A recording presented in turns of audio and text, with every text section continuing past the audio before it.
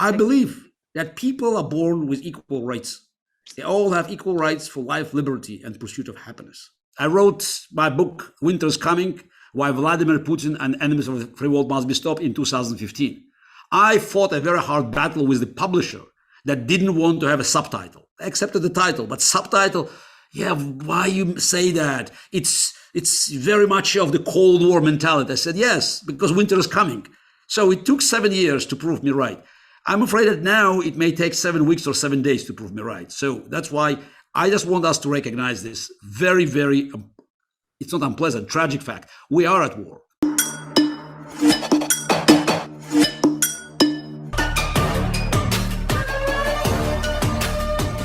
Hi, I'm Shoma Chaudhury. Thanks for watching Inquiry. As President Putin intensifies his assault on Ukraine and the US greenlights NATO to send in its fighter jets, we're standing on the precipice of an unthinkable, large-scale world war. So is there any way, even at this point, to pull back from this cataclysmic disaster? How do you stop a dictator on a rampage without pulling down the rest of the world as well? What is the Russian people's psyche? Do they support President Putin's war? And most crucially, is there any checkmate at all which will not lead to further bloodshed? To get insights on this, I have the legendary chess grandmaster and one of the world's most famous Russians, Garry Kasparov, on the show today. Garry has been a passionate advocate of democracy in Russia, a bitter adversary of Putin, and he led a rainbow coalition of non-ideological forces called the United Civil Front, fighting for freedom in Russia. In 2015, he wrote a book called The Winter is Coming, where he urged everyone to push back on Putin and the enemies of the free world. But no one was listening. It'll be fascinating to understand what is it that Garry saw that everyone else was missing over the last decade? And is there any move that he sees now which the rest of the world is missing? Thank you very much for joining me on the show, Garry. It's a privilege and honor to have you. Thank you very much for inviting me. Garry, you've been such a passionate defender of, the other Russia, as you call it, the version of Russia that the world has forgotten. You've been fighting for a more democratic Russia since 2006, when you started the United Civil Front. You wrote a book called The Winter's Coming in 2015. You've been urging the world to stop Putin for decades, So it's an uncomfortable thing to now be proved right. But before I take you back into all the reasons that you have been so anxious, I want to go into the absolute heart of where we are now. We're at the brink of a precipice, Garry. How do we draw back from here? The world does not want a full-blown conflagration. How do we draw back? I'm not sure we can answer this question without analyzing what's happened in the past, because that's any rational move now, if there are rational moves, should be based on the strategy to move us into the future safely, or as safely as possible. The word safely now is probably as a bit of exaggeration, because as we speak, Ukrainian people are just being bombed and killed. I think that it's time to recognize that whether we like it or not, we are already in a prelude of the World War III, or maybe already in the World War III. But the World War III concept of the past was always, nuclear destruction. So it's everybody thought that the World War III would lead to an immediate nuclear confrontation between the USSR and the United States, and the rest, that's the nuclear winter, and the planet goes bust. But in the 21st century, I think the concept of World War III has changed, because what we're seeing now, it is a confrontation. It is a war, though the free world is using against Putin non-military means, political, economic, financial, technological, and also supplying Ukraine with weapons. But that hasn't started with Ukrainian invasion. Actually, that was already, you may say the war was in the books. Or you could say, look at the stars. You didn't have to be an astrologist to actually see the constellation of stars that pointed at war. So, because Vladimir Putin was never shy to deliver the message, a very blatant message about his plans. that makes the situation even more tragic. It's not that, he has been hiding in a dark corner, building his forces. It's not even 1935, 1936. So Hitler was not so much hiding in the darkness, but we didn't have the same access to situation in Germany. So today we live in a world where everything that is happening, no matter where, in India, in the United States, in Argentina, in Ukraine, in Tanzania, so we can find out within minutes, sometimes within seconds. Right. So that makes the situation even more, inexplicable. Exactly. Yes, it's more tragic, and I think that this is right now we're at the point where if we use chess metaphors, though I'm always resisting using chess metaphors because I think that's not fair to apply chess to dictators. I always say dictators play poker, not chess, because chess is the game with 100% available information. You have your pieces, I have my pieces. I know what you have, you know what I have, and I know we both play by the rules. Right. In poker, not so much. It's psychology. It's bluff, big component. So you can win with a weak hand if you bluff and your opponent keeps folding cards. Right. Now we reached a point where, unlike in chess, there is no tie. Either we win or Putin wins. And whether we want to avoid confrontation or not, that's not for us to decide. That was a war of his choice, and we're being imposed, this challenge on us. And now we just have to recognize that it's just a matter of time before one side delivers the final blow. Now, when I say the final blow, people say, "Oh, it's nuclear." I hope not, because at the end of the day, it's not just about Putin. I still think, probably I would say hope that it's not only his finger that could push the button. There are other fingers that could trigger the gun if his finger is reaching the red button. But Putin is even today. The latest with another call with President Macron. Oh, he keeps pushing his agenda, and there's no way back for him. Trying to offer him face-saving exit, it just doesn't work because dictators never go back. So Putin knows that the moment he recognizes that he failed miserably in Ukraine, and we can discuss in more details why he failed, and it's a clearly military defeat already. Yeah. So then his position in Russia will be untenable because he already brought my country to a disaster. Not only people, who oppose him, not only ordinary people, Russian elite is terrified because for Putin's the wealth is gone. Political fantasies, it's a delusion. They are paying with real dollars. So the contract between Putin and the Russian elite is nearly broken now because it was based on mafia kind of exchange. Loyalty in exchange of protection. Now, no protection. They're losing everything. Why to be loyal? So, Garry, I brought you perhaps unfairly right to the edge of the precipice. And as you said, first we need to analyze backwards. And I'm going to, again, after we talk a bit, I'm going to put that question to you again, because you're right. This is a game of poker. And I hate to use that analogy, but it's also like just men and a lot of testosterone, because there has to be diplomatic, there has to be some diplomatic moves that can de-escalate this. The answer is no. The answer is no. I don't tell it with easy heart. The answer is no. We already way past this moment. There were moments to save us from this nightmare. In 2014, when Putin made his first step in Ukraine, invading Ukraine, and declaring annexation of Crimea, the free world responded not with a yawn, but the response was very weak. So all the talks about sanctions, they didn't affect Putin because at the end of the day, a little bit of sanctions, few months of isolation. At the end of the day, back to the negotiating table, business as usual. Germany, since 2014, doubled the amount of Russian gas it had been buying. Yeah. And American sanctions, again, more of a lip service. So that was the first moment.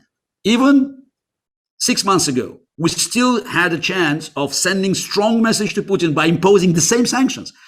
Even 50% of what is being imposed now, quarter of this might be powerful enough as a signal to Putin and people around him that the West meant business. This is tragic.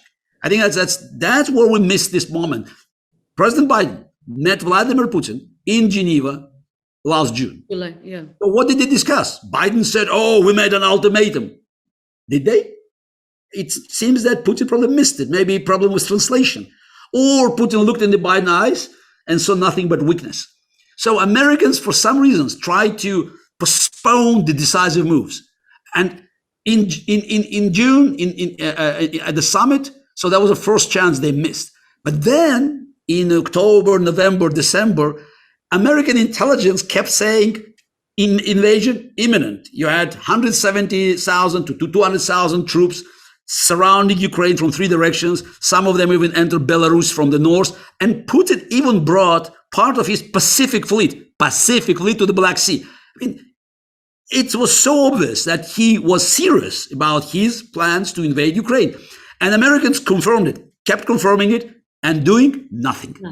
So supplying Ukraine with weapons and also imposing some sanctions on Putin. So starting with some, cut this bank, cut that bank, confiscate, the fortune of this oligarch, at least demonstrate you were serious. So this 6 or 7 months prior to the war, that was the worst moment because we still could have avoided the worst.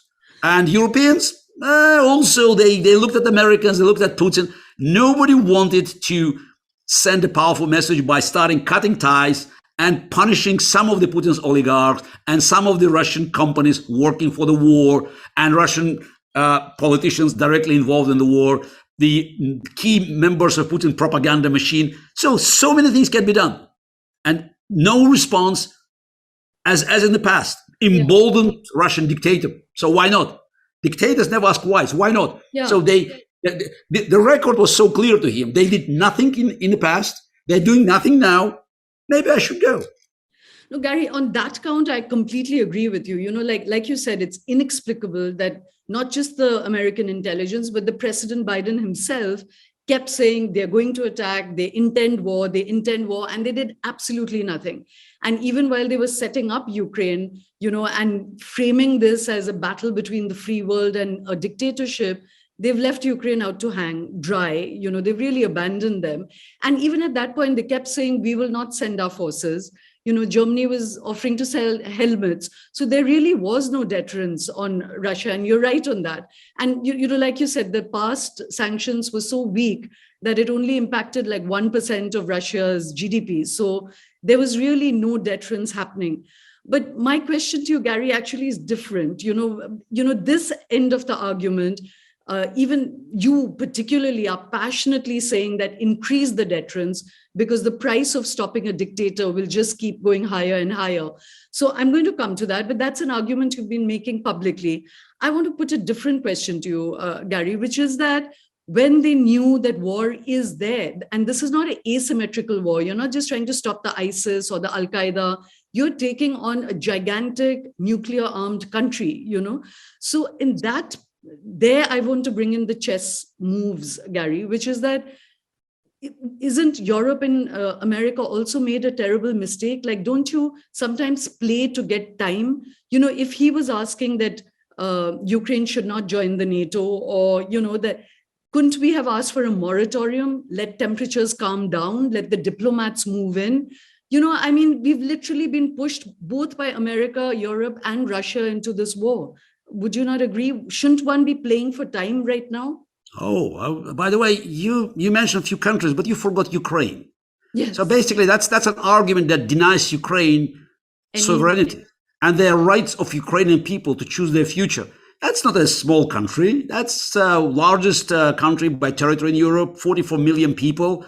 And now, by the way, they show that the country made their choice. The heroic resistance of Ukraine is not just an army, but ordinary people that deny Russian occupation at every instance. It's first time in my memory where the occupying force has zero cooperation from the local population.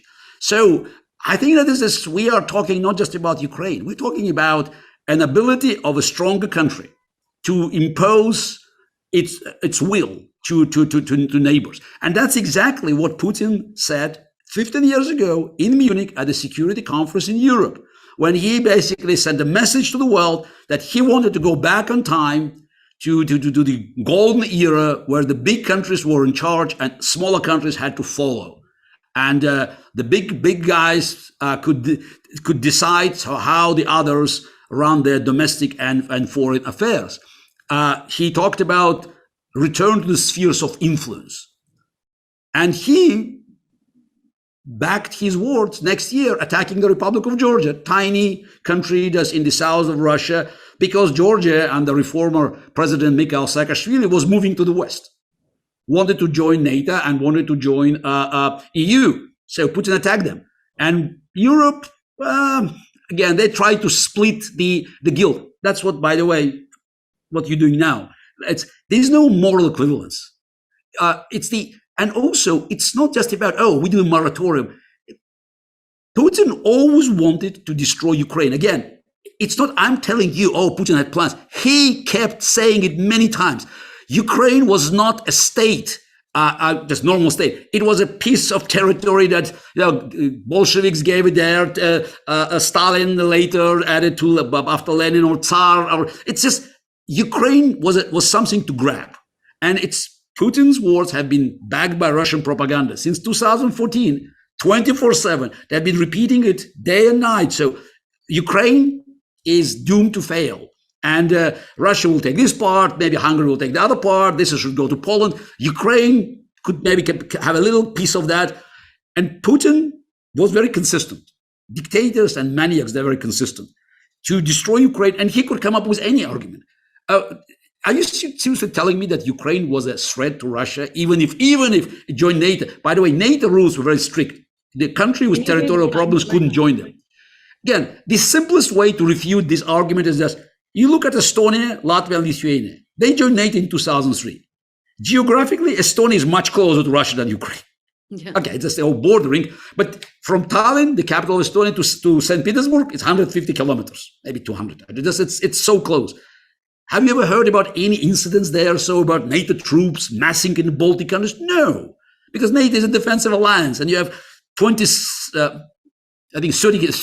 countries. 30 countries in NATO, and they have to work on consensus. So for Putin, NATO was just a pretext. By the way, he hasn't even used now. Now he talks about denazification of Ukraine. It's typically for dictators and aggressors. They always look for justification. And Putin reached a point where he didn't even care. Speaking about denazification of Ukraine, the country that has a free and fair elections and Jewish president, for God's sake. A Jewish president elected by 72% majority in the country.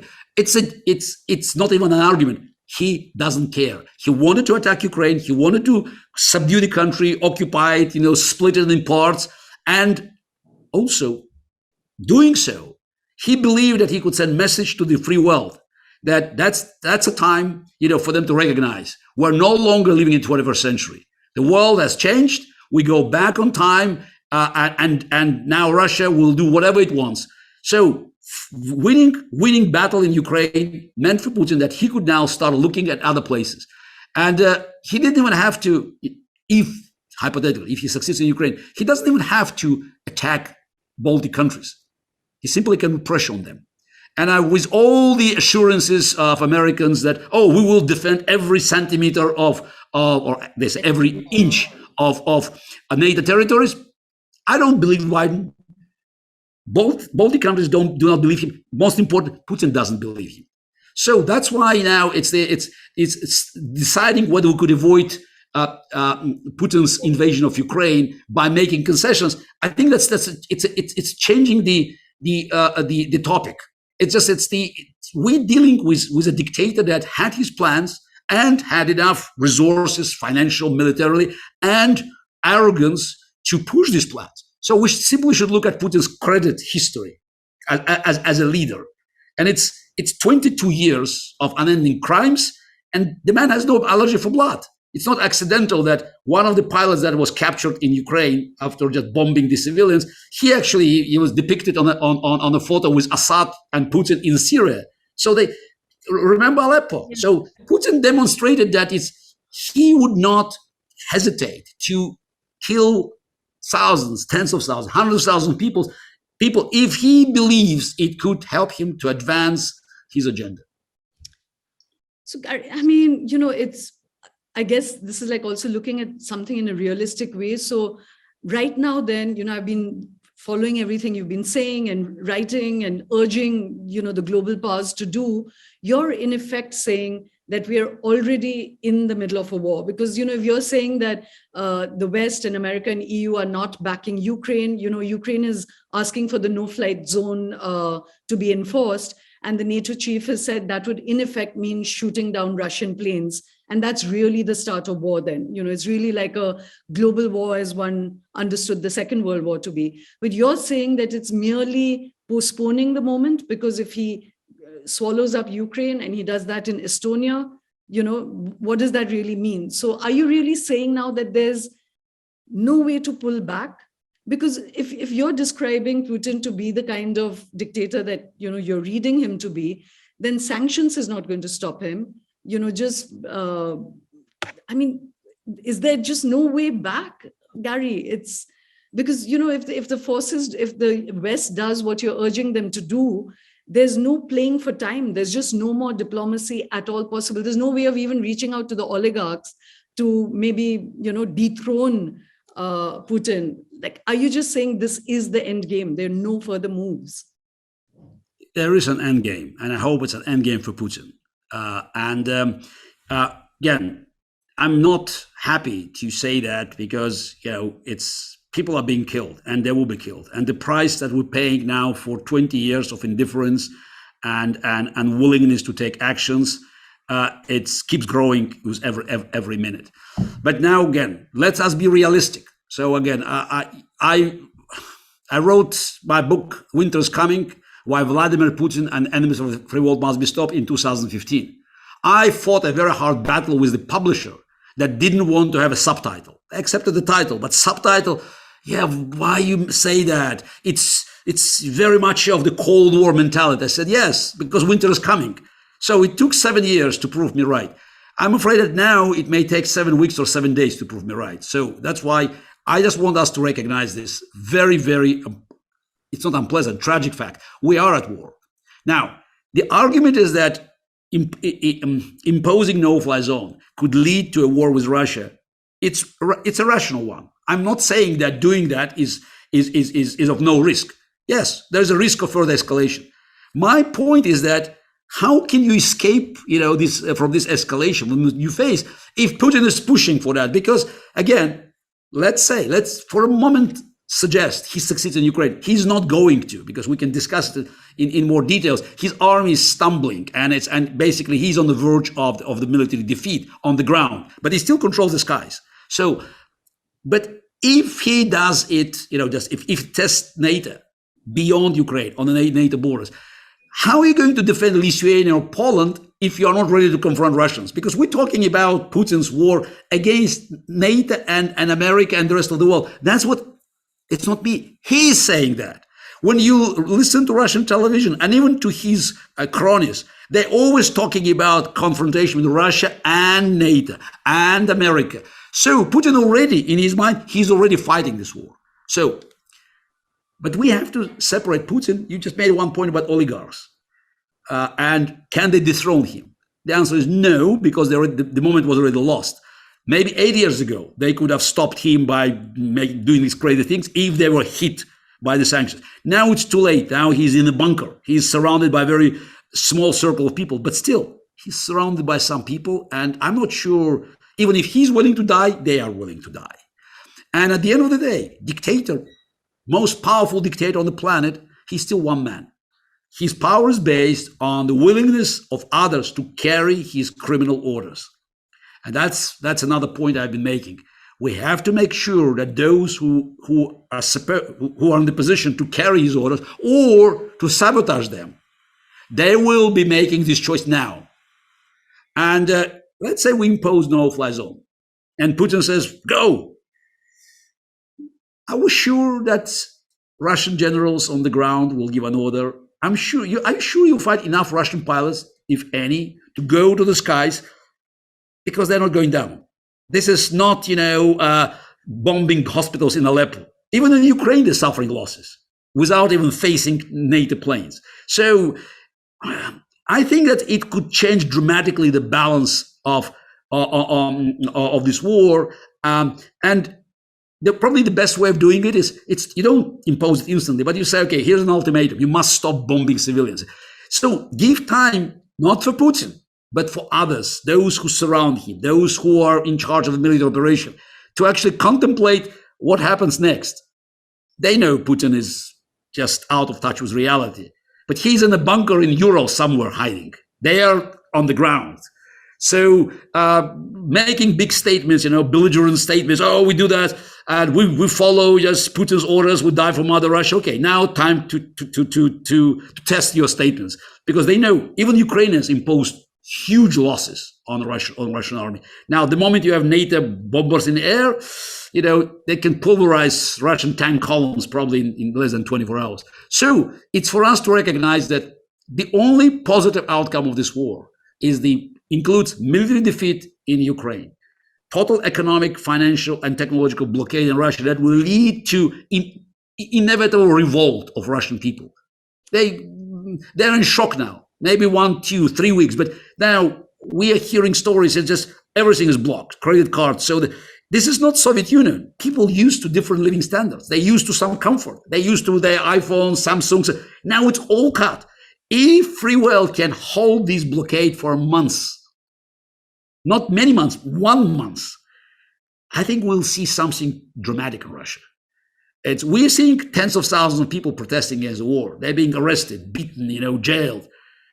We can see millions protesting against misery of their lives. So, and if Putin doesn't have financial resources, and he's been cut now from his war chest of hundreds of billions of dollars that he controlled few weeks ago, how is he going to pay his police, his propaganda, and his army?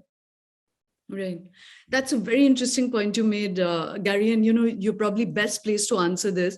You said that I made a distinction between the oligarchs and Putin. You just made a very important distinction between the Russian people and the state of Putin, not even the Russian state, but just the kleptocracy that he runs. So in your understanding of the Russian people, Garry, do you think that you said economic pain, the threat of war, the threat of decimation, that, people will not, because there's not love for Putin, but it's like a dictatorship. So you feel there may be mass revolt. Would you go out on a limb and actually say that if the West stands strong, that there could be a mass revolt within Russia? Is that what you're saying? Yes, I think it's just a matter of time. It's difficult to blame all these people who have been brainwashed for years. So Putin in power for 22 years. So just remember the fanaticism of German population, 44, 45. Hitler was in power for 12 years. And he didn't have the same technology behind him to brainwash them just, every minute. So Putin's propaganda had tremendous effect on many Russians. Many Russians still don't know what's going on in Ukraine. That's why Putin closed everything.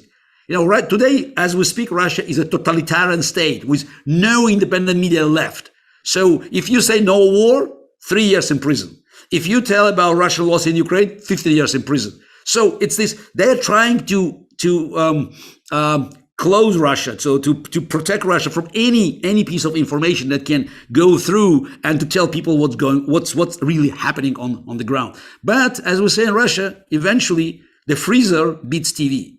No matter how much propaganda comes from TV, people may start running low on their food. So, and also the Russian economy is a part of the global economy. And now by just making all these cuts, if technological blockade stays, nothing will work. Even Russian oil and gas industry heavily depends on technology. It's all about supplies. So if the free world can hold this blockade for, say 3 months, so within this period, so in a month or two, we will see virtually collapse of the infrastructure in Russia. And I think people are not willing to challenge Putin, but they will have no choice. But most important, I'm not sure they'll meet police that is so aggressive as now attacking them, because policemen and their families, they also live in Russia, and they will be feeling the same the heat of the same sanctions. And again, if Putin's running out of money, why to fight for him? Again, as I said already, it's a mafia structure, loyalty in exchange of protection. If he doesn't offer any protection, no financial rewards, why to be loyal to a paranoid dictator? Because people are not stupid. So they could act out of their own interest. Sometimes it's selfish. Yeah, and still many Russians, they don't feel the pain of Ukrainians. And that's, of course, a shame for all of us Russian citizens. But when they have a hit, they feel the heat at home. That's with skyrocketing prices, with disappearance of many products from the stores. I think, again, it's a matter of time before they revolt. And, with the ruble crashing, you said like the common person has really been impacted by this. But there are two things in this, Garry. One is that, they're the feedback loops. Like you said, it's a technological world. So Putin, because he controls the media, the story that you hear and the Russian people hear is that it's the West that has brought on this crisis and probably not Putin. So, you're now also an expert on cyber security and in AI. So the question I want to ask is that, you're talking about sanctions, about blockading, about really increasing the pain that Russia is feeling. But the same way that Elon Musk has provided satellite links to Ukraine, is it possible to penetrate this, iron curtain around Russia with information? Do you think that Russian people can be exposed to the internet in a way that Putin is not allowing? Is that even a possibility? Like in the information war? Yeah, internet is still working in Russia. So that's why I was shocked that some of the companies that are doing the traffic, so they are also moving out of Russia. That's wrong. You definitely need to keep internet alive. And I don't know if Elon Musk has enough satellites to put just on Russian skies as he did with Ukraine. By the way, that's one of the reasons Ukraine is so successful, because typically, it's the invasion is always panic. It threatens the infrastructure of the country and also cut connections. So Starlink satellites provided Ukraine with internet, and that's why we can do interviews live on Ukrainian TV. So people know that Ukraine is alive. So in Russia, it might be a bit more challenging, but at the end of the day, internet is still functioning. Don't forget that Putin cannot close the entire internet, because then it will be total collapse of his own infrastructure. His police and propaganda also working on that. So that's why you need a very precise strategy. For instance, you have to make sure that Russian people do not lose access to internet. There's very little channels left. We're still trying to utilize them and to send a message across. But Russian TV needs Western tech. So the Putin's propaganda machine is working, it's because of the tech support from American and Canadian companies. So I'm surprised that these companies are not on the sanctions list. They're not forced to leave Russia, because that might destroy Putin's most potent weapon, propaganda. Because if we can switch off, just fantasize, Putin's TV, that's it. It's military, propaganda, police. So those are the three components. And by the way, when you look at the Russian budget over the last 10 years or so, you will see that all these three components always got, more and more financial support. So he kept cutting on welfare, social security, healthcare system, housing, cultural projects, education. And he heavily invested in military, security apparatus, police, and propaganda. That was an open preparation for war. I mean, it's not me shouting there. You could just look at the numbers. Yeah, there's the finance, this is massive resources that Putin got. So he invested them in this campaign. And also, he was very aggressive and unfortunately successful in buying influence outside of Russia. I have to give them credit for building the most sophisticated network in the history of this planet, of agents and lobbyists around the world. The network that included many former prime ministers and presidents, foreign affairs ministers from most developed countries, the captains of business, the luminaries from art, and of course, sports stars.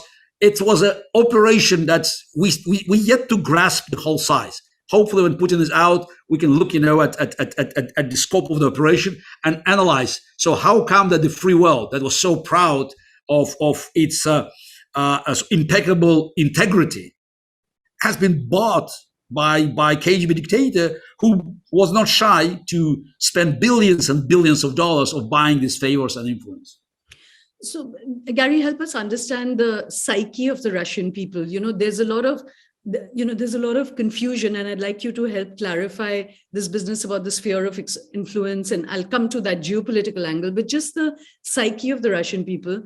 I've been reading that people say that Putin has a lot of popular support. Is that, again, like just something that the world is misreading?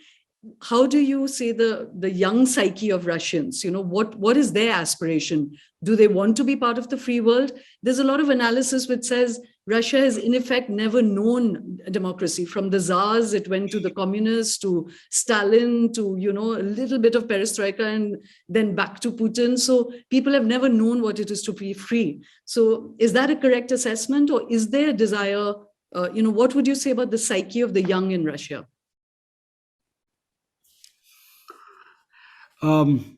First, about popularity. I can tell you it's a myth. You can say, Garry, you're wrong. And we both are right for a simple reason. You cannot verify that. In a dictatorship, how do you know whether people are honest or not? You're being called. Somebody's calling you on the phone saying, do you like Mr. Putin? I think there's the chance that people will answer honestly is not so high, especially because, as you said, there's the genetic memory of KGB, and you don't know, is it a test or somebody's knocking on the door? So what do you think about Mr. Putin? So that's why all the polling that involved Putin, I would treat them with great caution. Also, if you have somebody in power for so long, so even if you just, you may have some reservations, but you just used to live with that. So imagine you have one restaurant in town, all other restaurants being burned to the ground. This restaurant is popular by definition because it's the only restaurant. You may not like the menu in the restaurant, but you have no other places to go. So that's the reality of Putin's Russia. So that's why I think we should set aside all the conversation, popular or not. We don't know. As for the war in Ukraine, I think we can be more objective, saying that this war is unpopular. Because 8 years ago when he annexed Crimea, we saw spontaneous demonstrations. Yes, Crimea is back. We are proud Russians. None of that is happening today in Russia. But you see so many people on the streets. Again, they say, oh, Russia is a country of 145 million. You have only 10, 20,000 here, 5,000 there. But these people go to the streets. They know that they may not, most likely, will not go back home because they'll be arrested. Now it's a crime in Russia to protest against the war. They still go there. That tells you that the balance has shifted dramatically. This war is very unpopular. So it's now how to translate this unhappiness into action. Again, we don't know. I think it's for the protest to spread. You need people to feel the heat and to understand that Putin is responsible to that. So to connect, sometimes it's not easy to connect these dots. Now, speaking about the history of Russia, I think this argument is also a flawed one, because the idea that is the history somehow is it's a precursor of the future. It's refuted in the 20th century. Korea, you had country divided in two, almost by half. Not even cousins, but brothers and sisters. And we know the outcome. Koreans experienced no democracy. They were much less connected to the democratic world than Russia. Right. So since 1953, we saw the outcome of this experiment. On the north, you have a concentration camp, the biggest gulag in the modern world. In the south, you have one of the most developed countries, liberal democracy, flourishing market economy. I mean, the country that already succeeded in impeaching president and putting the head of the CEO of the biggest corporation in jail for some financial crimes. So that tells you that the history is important, but it's not decisive. Same, by the way, can be said about Taiwan and China. When people say China is a big success story, yes, what about Taiwan? Same Chinese people on this small rocky island, they have, again, flourishing democracy, economy, and the living standards 10 times or 20 times better than in continental China. So I think that is in Russia, there's the same aspirations. Now, the question is whether the young Russians would like to live in the free world. The answer is, of course, yes. But the problem is they believe they did. That was the big trick and successful trick of Putin's regime. Because it was not a dictatorship. No, it's tank on the street. No, it was fairly free. You want the internet, fine. You want, just, to have your iPhone, great. You can travel abroad. So they actually had a relaxed form of control. So basically, it's what Putin had been doing successful over years. Yeah, they kept many forms of public life, social life, free. Right. All they wanted is to control politics. So as long as you're not challenging directly Putin's rule, you're free. So that's why in the minds of many Russians, especially young Russians, it was a relatively free country. So they didn't want to get into politics. So there was a kind of a deal. You don't get there and we don't touch you. It has changed. So, Garry, I'm going to bring you back because you have one of the best analytical minds in the world, and I mean, I'm not just saying that. I mean, that's the proven record. So some way just analyze the moves also, Garry. Like I said, so you've just helped us understand the psyche of Russians and why there's this kind of peculiar state over there. But, there's also a lot of confusion and argument over the geopolitics of this. You said that Putin was, trying to reassert the right of Russia to have spheres of influence.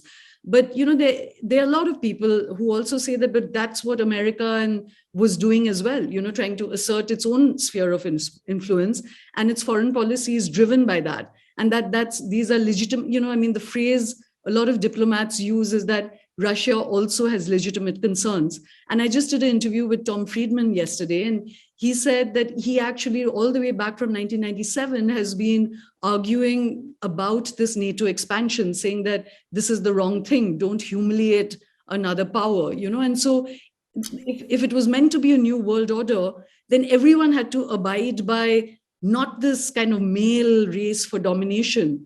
So do you think that there's some fair criticism there, Garry, of the way, say, I'm not trying to make a moral equivalence, there's a very repressive regime on the one side, and there is, a free world on the other side. There are, of course, dark edges of that free world. But I'm just trying to ask you whether geopolitically, whether it was, something that Russia was within its rights not to want NATO on its doorstep. Again, this is you totally omitted Ukraine's right, of course. No, that's I totally deny any validity of this point for a simple reason.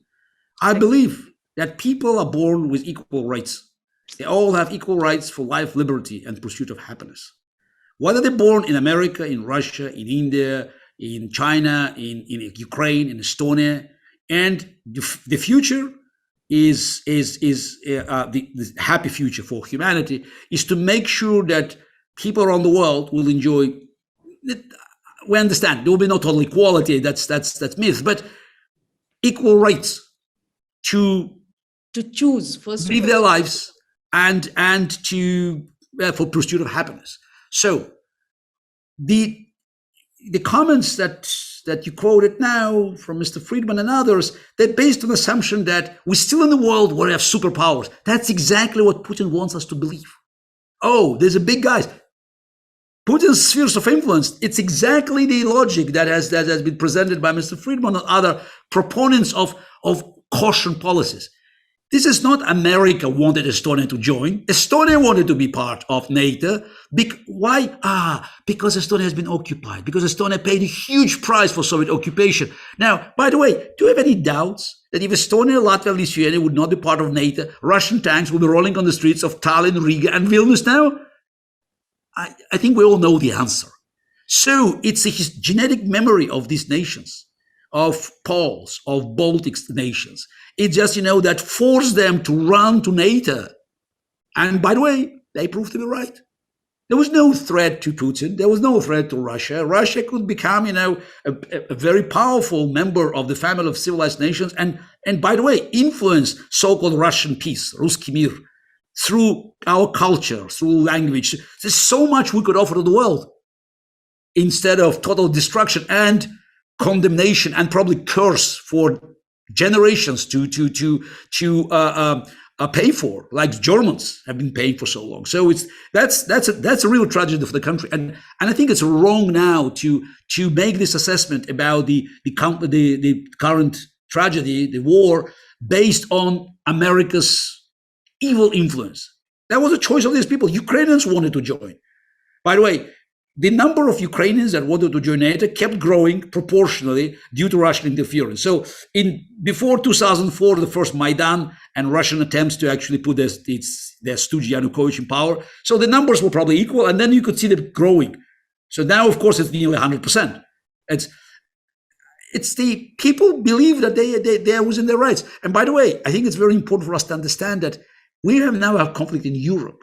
But I hope that eventually we'll apply the same standards for us dealing it to other parts of the world. I think that's also tragic that other genocides, other wars, they're not given the same attention. This people, because it's happening somewhere else. I believe it's not a bias. I think it's somehow it's sitting in psychologically. It's a war in Europe. Yes, but there are other wars in Africa. So people being killed in big numbers.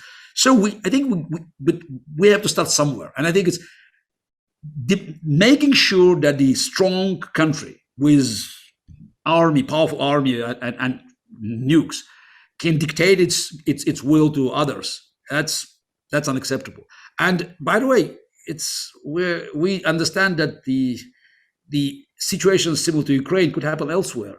So how long will it take for China to attack Taiwan if they see that Putin succeeds? And you're in a part of the world that is also quite explosive. So that's why Ukraine somehow, for me, it's a marker of the future. So what happens in Ukraine could actually help us to move in the future, which will be safer or darker. And that's why I think we can say now with no exaggeration, Ukraine is now the front line of freedom. It's a front line of our fight for freedom, not only for Ukrainians, not only for Europe, but for the entire world. God, Garry, I guess it's almost requiring courage to understand that we are in this moment of history. There's still I was so excited about speaking to you because I thought I'm going to just ask you, there's so much noise now. It's really it's the maximalist positions on every side, and I was really going to ask you, what's the de-escalation plan, and listening to you, I keep feeling like wanting to push that is there no other way? Is there no other way? Because in effect, what you're saying, Garry, given everything you've described about Putin, the fact that a palace coup is very unlikely, so short of the Russian generals resisting war or the Russian people revolting, you're in effect saying we are already at the threshold of war. Because if Putin gets defeated in Ukraine, he won't be able to stomach it. And if he wins in Ukraine, then you're saying it's just a question, the next and the next. It's really like how the World War II unfolded, one country after the domino effect. And also how will America and the European Union, having declared this to be a battle between freedom and dictator, how do they swallow a defeat in Ukraine? So in effect, you're saying we're already in. But again, some good news is we saw phenomenal act of heroism. Everybody expected Ukraine to lose quickly. Putin expected to win the war in 3 days. He believed that he would take over Kyiv in 3 days. President Zelensky would run for cover with a tail between his legs. Russian government, pro-Russian government, Putin stooges, cronies will be installed in Kyiv, and will go back to negotiating table because there will be new geopolitical reality. Failed. So this is the military invasion on the ground failed. And now, out of desperation and anger, Putin changed his strategy, and it's now bombarding Ukrainians to submission. So it's not indiscriminate attacks against civilians. It's intentional attacks on civilians. So they're just killing civilians, they're attacking civilian targets because it's easier targets, because nobody's shooting back from these targets. So again, that's another problem. We are facing war crimes on an industrial scale, and pretending that somebody who committed that, could be still a respectful member of international community, That's an open invitation to others like Putin to commit these crimes. Garry, it may be that I'm just, like maybe clutching at straws, but I just want to post another scenario to you, which is that if one is in this zero-sum game now, imagine you're really on that chess table. And sometimes when you know that, then, like you said, that every move now, you're already in a game where every move has a checkmate. But sometimes when you're faced with that, you kind of get off the table and play for time. Rather than that you just lose, or that or you just throw all the pawns off the table. It's like you just declaring that there's no rules to this. So again, I'm just posing that question to you. It may not be the ideal situation, but just to give the free world time to influence oligarchs, to influence Russian generals, to just play the game. Do you not think that there's any way of giving Putin a face saver over here, if only to just play for time? No, because you omitted Ukrainians. I know that are being killed. No, but and even how many Ukrainians don't want to die. how many collapsed? Lying is a main trait of Putin's character. He broke every agreement he signed. He ignored every treaty that Russia was part of. So he's not interested.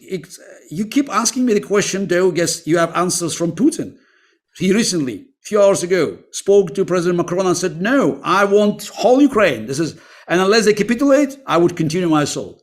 So you have an answer. So why you keep returning to this question, though we know exactly? Putin will continue his assault on Ukraine and beyond that. So we want peace. We all want peace. But there will be no peace as long as Putin stays in power. So sooner we can remove him, combining all our strengths, efforts, influencing people in Russia. Again, it's a long story how we can do that. But unless we do it soon, the risk for all of us keeps increasing. So that just brings me to this, question about Ukraine itself. You said what we are not factoring in, and I'm totally guilty of that. Seeking peace, I'm erasing what Ukraine wants. But Ukraine, you've seen President Zelensky's appeals even to the free world is getting more and more, disillusioned because the free world isn't standing by him. So you're saying it is Ukraine fighting an inspirational battle for its own right to freedom. But if the Western world doesn't join Ukraine, is it at all possible for Ukraine to withstand Russia? So in effect, the free world has to join this war for Ukraine to win. Is that again something that you will say plainly? No,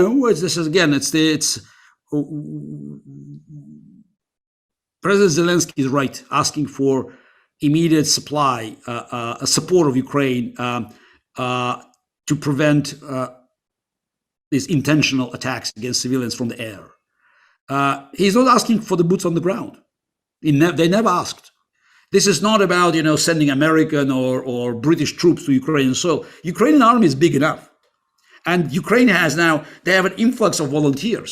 So they cannot accommodate all of them. The Ukraine is just, it's the nation armed and willing to fight back. And every day we receive news from France, Russian offense has stalled. So it's not easy for Ukrainians to take back the territory, but it's very clear the trend is moving one direction.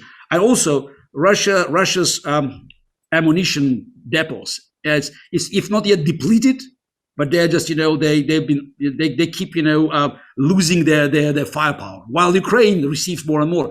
The free world is behind Ukraine, so you have to see this as an amount of support.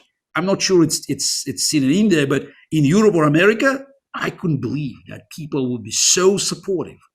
Now, just look at Germany, the country that never wanted to have any quarrel with Russia. So it started with all the way back. It's Ostpolitics, 1969. Willy Brandt, the social democratic chancellor, he declared this new policy of cooperation, and then it continued after the end of the Cold War, and Gerhard Schröder, the chancellor, and then his successor, Angela Merkel, they all were very friendly with Russia. Schröder, of course, is still keeping his job in Gazprom. So this is the highest ranking Western official bought completely by Putin.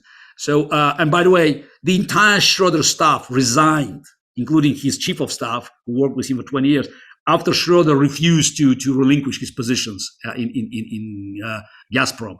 And Chancellor Olaf Scholz, in one speech, reversed German politics.